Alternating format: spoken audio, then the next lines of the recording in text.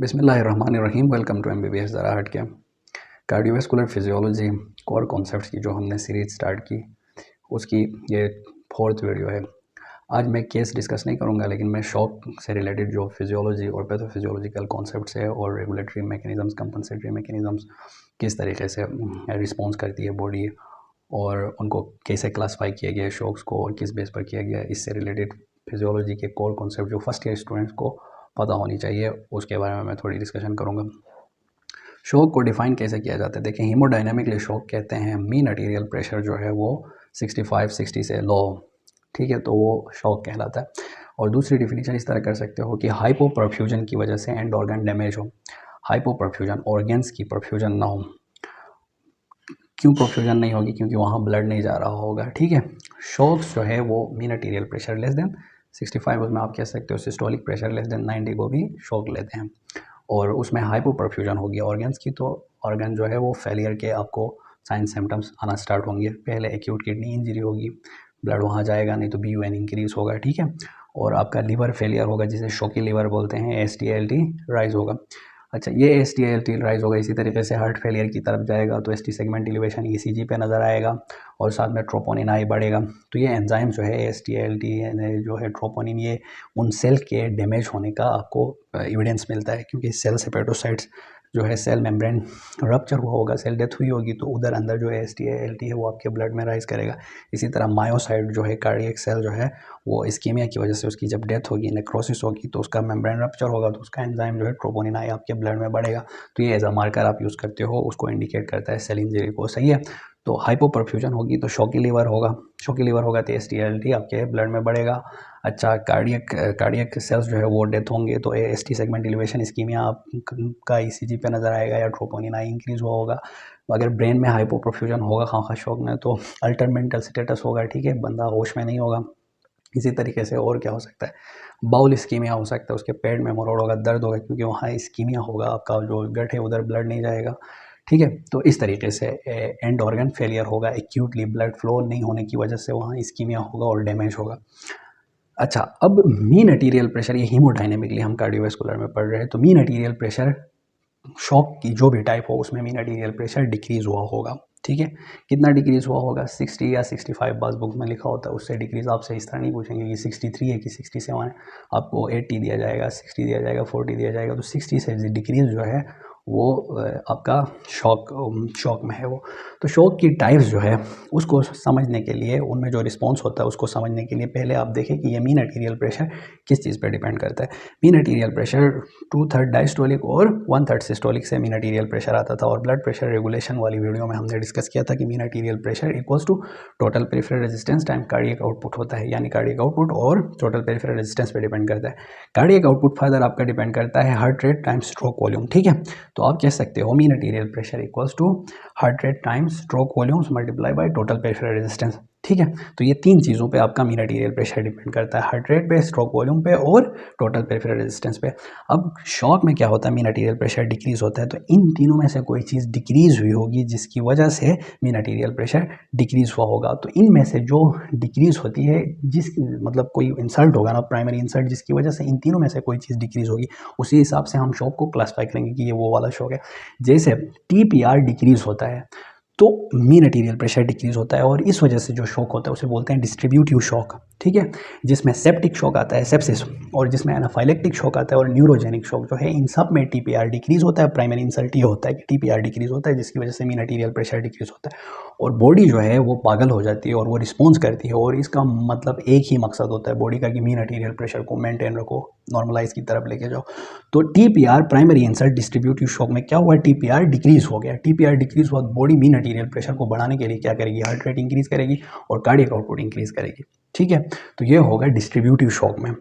अच्छा, अगर क्या नाम है, डिस्ट्रीब्यूटिव शॉक में कौन कौन सी चीज़ आती है जो मैंने आपको बताई? एक सेप्टिक शॉक में टीपीआर डिक्रीज होता है किस मैकेनिज्म के थ्रू? देखो septic shock normally gram negative bacteria की वजह से होता है। ग्राम नेगेटिव बैक्टीरिया के का जो सेल वाल है उसमें एक चीज़ होता है केमिकल जिसको लाइपोपॉलीसेकेराइड बोलते हैं, उसका एक कंपोनेंट होता है लिपिड ए, वो जो है आपके जो इम्यून सेल्स है उनमें जाके उनके उसके लिए रिसेप्टर होते हैं, उस पर लगते हैं और उसकी एक्टिवेशन होती है। तो टॉक्सिन मीडिएटेड आप कह सकते हो, मजीद साइटोकाइंस आएंगे और वो टोटल पेरिफेरल रेजिस्टेंस को डिक्रीज करते हैं, पूरे आर्टेरियोल्स डायलेट होते हैं और पूरी बॉडी में एडिमा की तरफ भी जाता है और साथ में ब्लड प्रेशर बहुत डिक्रीज होता है और फास्ट जो है ब्लड फ्लो कर रहा है और दोबारा आपके राइट साइड हार्ट में आ रहा है और पंप कर रहा है, तो कार्डियक आउटपुट भी इंक्रीज होता है और बॉडी रिस्पॉन्ड भी करती है, आपका सिंपैथेटिक सिस्टम एक्टिवेट होता है मीन आर्टेरियल प्रेशर डिक्रीज होने से और साथ में renin angiotensin aldosterone system activate होता है। इसकी वजह से वॉल्यूम रिटेंशन भी होती है और साथ में कार्डियक आउटपुट बढ़ता है और हार्ट रेट भी इंक्रीज होता है सिंपैथेटिक टोन इंक्रीज होने की वजह से। तो ये डिस्ट्रीब्यूटिव शॉक में रिस्पॉन्स इस तरीके से होता है। अच्छा, और जो दूसरा है हाइपोवॉल्यूमिक शॉक है, तो उसमें क्या होगा? हाइपोवॉल्यूमिक शॉक में जैसे हाइपोवॉल्यूमिक शॉक किस वजह से हो सकता है? जिसमें ब्लड वॉल्यूम डिक्रीज होगा आपका। ब्लड वॉल्यूम डिक्रीज कब होगा? एक केस इस तरह हो सकता है कि हेमरेज हो, ब्लड ब्लीडिंग हुई हो बहुत ज़्यादा, तो वो हाइपोवॉल्यूमिक शॉक में जा सकता है। बंदा बहुत ज़्यादा ब्लीडिंग हुई तो क्या होगा? वीनस रिटर्न कम होगा, वीनस रिटर्न कम होगा तो कार्डियक आउटपुट डिक्रीज होगा। तो प्राइमरी इंसल्ट क्या हुआ? कार्डियक आउटपुट डिक्रीज, जिसकी वजह से मीन आर्टेरियल प्रेशर डिक्रीज हुआ। तो अब बॉडी किस तरह रिस्पॉन्स करेगी? बॉडी इस तरह करेगी, टोटल पेरिफेरल रेजिस्टेंस को इंक्रीज करेगी, ठीक है, और साथ में हार्ट रेट को इंक्रीज करेगी। किस तरीके से? सिंपैथेटिक एक्टिवेशन होगी, सिंपैथेटिक एक्टिवेशन अल्फा 1 स्टिमुलेशन से आर्टेरियोल्स कॉन्स्ट्रिक्ट करेंगे और टोटल पेरिफेरल रेजिस्टेंस इंक्रीज होगा और बीटा 1 स्टिमुलेशन से हार्ट रेट इंक्रीज होगा, ठीक है। अच्छा, इसी तरीके से कार्डियोजेनिक शॉक है। कार्डियोजेनिक शॉक में भी कार्डियक आउटपुट डिक्रीज होता है, लेकिन क्यों डिक्रीज होता है कार्डियक आउटपुट? किसी वजह से कार्डियक फेलियर हुआ होता है, जैसे लेफ्ट वेंट्रिकल प्रॉपर बीट नहीं कर रहा है क्योंकि मायोकार्डियल इन्फार्क्शन हुआ है, कोई भी वजह हो सकती है, कार्डियक टेम्पनार्ड है, ठीक है, या पेरिकार्डाइटिस कॉन्स्ट्रिक्टिव पेरिकार्डाइटिस इसकी वजह से शॉक हो सकता है, ठीक है। कार्डियोजेनिक शॉक या एरिथमियाज हुई, ब्रेडिकार्डिया, टेकीकार्डिया, इन सब में क्या होगा? कार्डियक आउटपुट डिक्रीज होगा, ठीक है, और बॉडी रिस्पॉन्ड किस तरह करेगी? उसी तरह टोटल पेरिफेरल रेजिस्टेंस को इंक्रीज करेगी और बीटा 1 स्टिमुलेशन के थ्रू हार्ट रेट को इंक्रीज करेगी मीन आर्टेरियल प्रेशर को मेंटेन रखने के लिए। मीन आर्टेरियल प्रेशर डिपेंड करता है हार्ट रेट पे, स्ट्रोक वॉल्यूम पे और साथ में टोटल पेरिफेरल रेजिस्टेंस पे। कार्डियोजेनिक शॉक और हाइपोवॉल्यूमिक शॉक में primary insult cardiac output decrease होता है, तो बॉडी रिस्पॉन्ड करके टोटल पेरिफेरल रेजिस्टेंस को इंक्रीज करती है और हार्ट रेट को इंक्रीज करती है। डिस्ट्रीब्यूटिव शॉक में रिवर्स था। डिस्ट्रीब्यूटिव शॉक में प्राइमरी इंसल्ट था, टोटल पेरिफेरल रेजिस्टेंस डिक्रीज, तो बॉडी रिस्पॉन्स करती थी कार्डियक आउटपुट इंक्रीज करके और हार्ट रेट को इंक्रीज करके, ताकि मीन आर्टेरियल प्रेशर मेंटेन रहे। और उस रिस्पॉन्स की वजह से भी बहुत सारी प्रॉब्लम्स बॉडी में आती है, डिजीज एकदम खराब हो जाती है मजीद सूरत हाल ठीक होने के बजाय।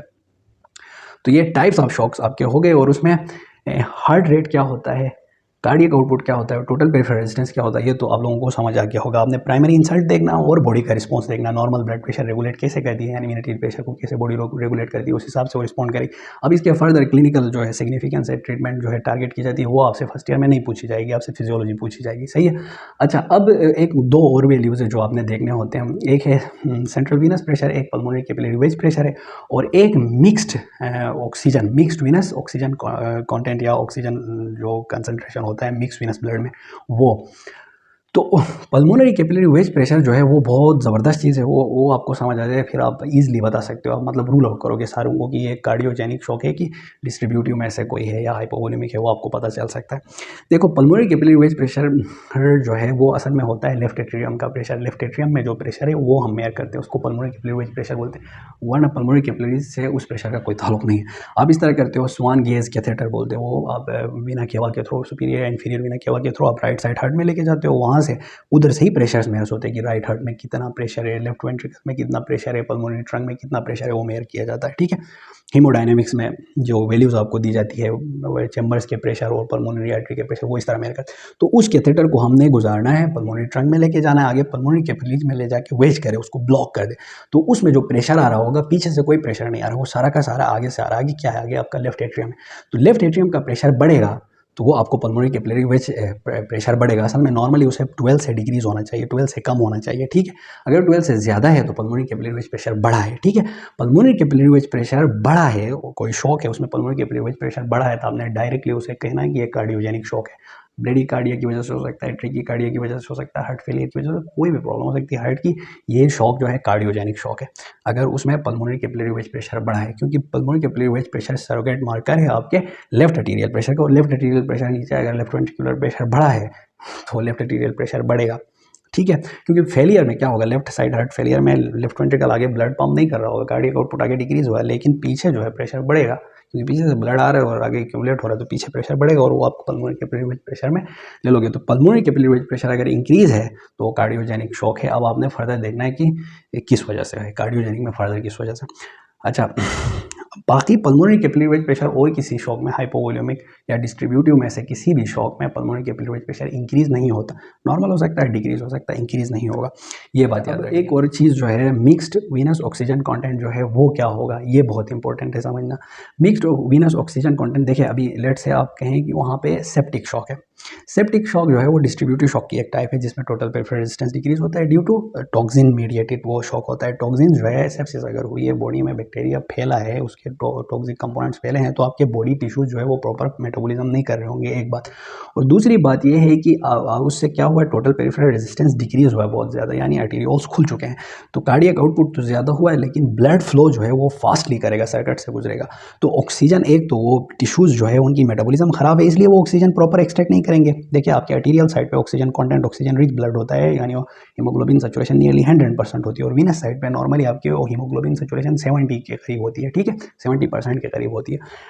अब शॉक में जो है ये डिस्टर्ब होता है, वीनस साइड ऑक्सीजन कंटेंट जो है या इंक्रीज होता है या डिक्रीज होता है। अब किस शॉक में इंक्रीज होगा, किस शॉक में डिक्रीज होगा, ये मैं समझाने की कोशिश कर रहा हूँ। अगर सेप्टिक शॉक है, सेप्टिक शॉक डिस्ट्रीब्यूटिव शॉक की टाइप है जो टॉक्सिन मीडिएटेड होती है। सेप्सिस हुई, सेप्सिस कहते हैं बैक्टीरिया का अंदर डिसेमिनेट होकर फैलना आपकी बॉडी में टॉक्सिन का, और उस वजह से जो शॉक होती है, तब मेटाबॉलिज्म भी सही नहीं होगी टिश्यू की, तो टिश्यू प्रॉपर ऑक्सीजन एक्सट्रैक्ट नहीं कर रहा होगा। और दूसरा, टिश्यू के पास टाइम भी नहीं है ऑक्सीजन एक्सट्रैक्ट करने के लिए, क्योंकि कार्डियक आउटपुट तेज है और टोटल पेरिफेरल रेजिस्टेंस खुला है, तो ब्लड स्विफ्टली पास कर रहा है, बहुत फास्टली मूव कर रहा है। तो मिक्स्ड वीनस ऑक्सीजन कंटेंट जो है वो इंक्रीज होता है। क्यों? क्योंकि एक तो फास्ट मूव कर रहा है, दूसरा वो प्रॉपर एक्सट्रैक्ट कर नहीं सकते, ठीक है, एक प्रॉपर एक्सट्रैक्ट कर नहीं सकते। उसकी क्या वजह है, दो वजूहत है, एक तो मेटाबॉलिज्म उनकी डिस्टर्ब हुई है सेप्सिस की वजह से, और दूसरा कार्डियक आउटपुट इंक्रीज है और वो फास्टली मूव कर रहा है ब्लड, ठीक है, इसलिए मिक्स्ड वीनस ऑक्सीजन कंटेंट क्या होगा, इंक्रीज होगा। अब कार्डियोजेनिक शॉक में क्या होगा, कार्डियोजेनिक शॉक में mixed Venus oxygen content decrease होता है। क्यों?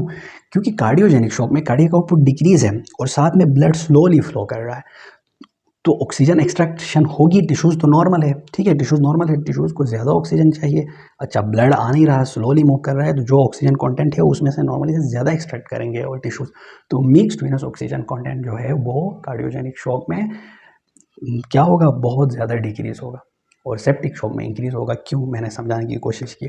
अब समराइज इस तरह करोगे कि प्राइमरी इंसल्ट देखोगे, हाइपोवोल्यूमिक शॉक, हाइपोवोल्यूमिक शॉक हेमरेज की वजह से हो सकता है, डायरिया, डिहाइड्रेशन वगैरह की वजह से हो सकता है। उसमें वॉल्यूम आपके ब्लड का डिक्रीज होगा तो वीनस रिटर्न डिक्रीज होगा, कार्डियक आउटपुट डिक्रीज होगा, बॉडी रिस्पॉन्ड करेगी हार्ट रेट को इंक्रीज करके, टोटल पेरिफेरल रेजिस्टेंस को इंक्रीज करके। कार्डियोजेनिक शॉक में कार्डियक आउटपुट डिक्रीज होगा ड्यू टू फेलियर, कोई भी वजह हो सकती है, ठीक है, हार्ट से रिलेटेड कोई भी पैथोलॉजी हो सकती है, फेलियर हो तो उसमें भी कार्डियक आउटपुट जो है वो डिक्रीज होगा, तो बॉडी रिस्पॉन्ड करेगी मीन आर्टेरियल प्रेशर को मेंटेन करने के लिए, टोटल पेरिफेरल रेजिस्टेंस को भी बढ़ाएगी और बीटा 1 स्टिमुलेशन के थ्रू हार्ट रेट को भी बढ़ाए। अब देखिए कार्डियोजेनिक शॉक है, इसको समझा देगा, इसमें जो बॉडी रिस्पॉन्ड कर रही है और टोटल पेरिफेरल रेजिस्टेंस को बढ़ा रही है, क्या ये कोई अच्छा रिस्पॉन्स है उस चीज़ के लिए? नहीं, बिल्कुल नहीं। पहले से हार्ट फेलियर है, उस पर आप आफ्टर लोड बढ़ा रहे हो, टोटल पेरिफेरल रेजिस्टेंस बढ़ा के, लेकिन बॉडी को तो कुछ नहीं पता, बॉडी ने मीन आर्टेरियल प्रेशर मेंटेन करना है, तो बॉडी रिस्पॉन्ड इस तरह करती है। आप अगर गलत पॉइंट पकड़ोगे शॉक में तो आप गलत आंसर निकालोगे। प्राइमरी इंसल्ट आपने देखना है कि हाइपोवोल्यूमिक शॉक में प्राइमरी इंसल्ट क्या है, कार्डियोजेनिक शॉक में प्राइमरी इंसल्ट क्या है, और डिस्ट्रीब्यूटिव शॉक से उसमें प्राइमरी इंसल्ट क्या है। अच्छा देखो, डिस्ट्रीब्यूटिव शॉक्स की जो टाइप्स थी उसमें एक मैंने बताई सेप्टिक शॉक हो, तो मैंने एक्सप्लेन कर दी। अब दूसरी न्यूरोजेनिक और एनाफाइलेक्टिक शॉक है। न्यूरोजेनिक शॉक जो है वो ज़रा कम्प्लेक्स है, आप इतना समझे कि उसमें टोटल पेरिफेरल रेजिस्टेंस डिक्रीज होता है, बाकी कार्डियक आउटपुट इंक्रीज भी हो सकता है, डिक्रीज भी हो सकता है, हार्ट रेट इंक्रीज भी हो सकती है, क्योंकि उसमें पूरा मेसअप हुआ है, न्यूरॉन मेसअप हुआ है, ऊपर से जो कंट्रोल होता है वही खराब हुआ है, तो ये ज़रा कम्प्लेक्स है, इसे छोड़े। एनाफाइलेक्टिक शॉक जो है वो हाइपर सेंसिटिविटी रिएक्शन की वजह से हो सकता है, जैसे कोई एक चीज़ है जिससे एलर्जी है, बॉडी को इम्यून सिस्टम हाइपर सेंसिटिव होता है, तो जैसे आप किसी को पेनिसिलिन से एलर्जी, आप उसे पेनिसिलिन लगाते हो तो एनाफाइलेक्टिक शॉक में चला जाता है, वो डिस्ट्रीब्यूटिव शॉक कहते हैं, क्योंकि उसमें एडिमा होता है, टोटल पेरिफेरल रेजिस्टेंस जो है वो डिक्रीज हुआ होता है, कार्डियक आउटपुट इंक्रीज होता है, और साथ में उसमें और सेप्टिक शॉक में फ़र्क आप इस तरह कर सकते हो कि एनाफाइलेक्टिक शॉक में ब्रोंकोस्पाज्म होती है, मतलब उसकी सांस भी बंद होगी, हाइपर सेंसिटिविटी की वजह से जो है उसको सांस का प्रॉब्लम होगा, उसमें हम एपिनेफ्रिन देते हैं ट्रीटमेंट के तौर पे एनाफाइलेक्टिक शॉक में, और डिस्ट्रीब्यूटिव शॉक में एंटीबायोटिक्स देते हैं, और साथ में जो है डोपामीन देते हैं। डोपामीन जो है उसमें बीटा 1 एक्टिवेशन भी करती है, अल्फा 1 एक्टिवेशन भी करती है, और D2 एक्टिवेशन भी करती है। तो डिस्ट्रीब्यूटिव शॉक में, अब ये ज़रा आपके लेवल की इसलिए मैं ये बात बता रहा हूँ, बीटा 1 एक्टिवेशन के थ्रू हार्ट रेट मेंटेन करेगी, अच्छा, अल्फा 1 एक्टिवेशन के थ्रू टोटल पेरिफेरल रेजिस्टेंस को इंक्रीज़ करेगा डोपामाइन जब हम सेप्टिक शॉक में देंगे, ठीक है, क्योंकि उसमें टोटल पेरिफेरल रेजिस्टेंस डिक्रीज़ हुआ था ना। और तीसरा D2 एक्टिवेशन के थ्रू रीनल जो ब्लड फ्लो है उसको बढ़ाएगी, तो किडनी इंजरी से बचाएगी। इसलिए एनाफाइलेक्टिक शॉक में एपिनेफ्रिन देते हैं, एपिनेफ्रिन बीटा 2 स्टिमुलेशन के थ्रू आपके ब्रोंकोडायलेटेशन कराएगी, तो उसका सांस वाला प्रॉब्लम भी हल होगा। ये 2 डिस्ट्रीब्यूटिव शॉक्स में आप दोनों आपका समझना ज़रूरी था कि सेप्टिक शॉक क्या है और एनाफाइलेक्टिक शॉक क्या है। सेप्टिक शॉक सेप्सिस की वजह से होता है और लिपिड ए की वजह से होता है, जो सेल वॉल का कंपोनेंट है बैक्टीरिया का। और anaphylactic shock hyper sensitivity reaction towards some allergen, ठीक है, जैसे पेनिसिलिन का मैंने एग्जांपल दी। होप कि शॉक आप लोगों को क्लियर हुआ होगा और इससे रिलेटेड जो हेमोडायनामिक चेंजेस है ब्लड प्रेशर रेगुलेशन के साथ रिलेट करके इस कॉन्सेप्ट को करना। Thank you very much. अल्लाह हाफिज़।